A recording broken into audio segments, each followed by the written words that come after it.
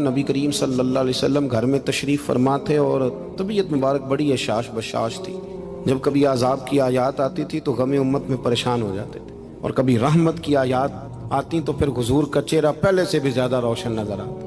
حضرت عائشہ صدیقہ رضی اللہ تعالیٰ عنہ فرماتی ہیں آج بڑے حشاش بشاش تھے، تو مجھے فرمانے لگے عائشہ تیرے ساتھ ایک بات کروں؟ میں نے کہا حضور میرے تو نصیب جاگ گئے، ضرور کریں۔ حضور فرمانے لگے تم کبھی مجھ سے بڑی راضی ہوتی اور کبھی کبھی نہ کسی اور اہلیہ کے پاس زیادہ وقت گزاروں تو دل میں بات بھی رکھ لیتی ہو۔ حضرت عائشہ کہتی ہے میں نے فوراً عرض کی حضور میری ماں مجھے روئے، میں اور آپ سے ناراض ہوں گی؟ تو فرمایا چل سن تو لینا پہلے۔ یا رسول اللہ صلی اللہ علیہ وسلم حکم فرمائے۔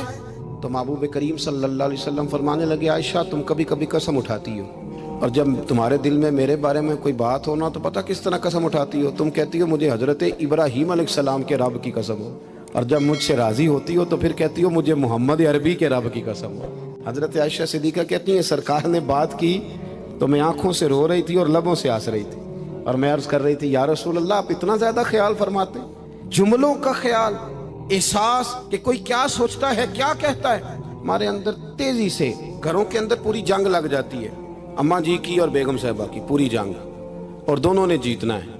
مساجد میں جنگ لگ جاتی ہے۔ مسئلہ صرف یہ ہے کہ احساس نہیں۔ اگر احساس ہونے لگے پھر انسان کسی کو کچھ دے کے راضی ہوتا ہے۔ آپ بخاری مسلم کی وہ حدیث پڑھیں تو حیران ہو جائیں کہ سرکار فرماتے ہیں میں جب نماز کی نیت باندھتا ہوں تو میرا دل کرتا ہے میں لمبی نماز پڑھاؤں، لیکن پھر میرا خیال آتا ہے کہ پیچھے بوڑھے بھی ہیں، بیمار بھی ہیں، بچے بھی ہیں۔ یا رسول اللہ نماز اللہ کی اور خیال بندوں کا؟ فرمایا میں بوڑھوں، بیماروں اور بچوں کا خیال کرتے ہوئے اللہ کی نماز کو مختصر کر دیتا ہوں۔ احساس جب پیدا ہوتا ہے، احساس، پھر اس کے اندر توانائی آتی ہے، پھر انسان اپنے لیے نہیں دوسروں کے لیے جینے میں بھی خوشی محسوس کرتا ہے۔